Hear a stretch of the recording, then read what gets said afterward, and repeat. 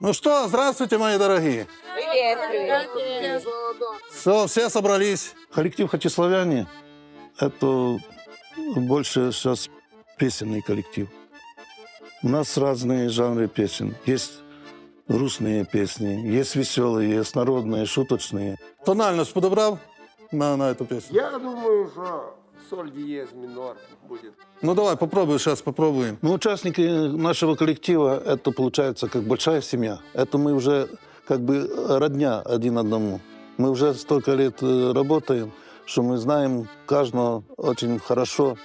Друг к другу в гости ходим. И застольные песни поем вместе на разных мероприятиях тоже.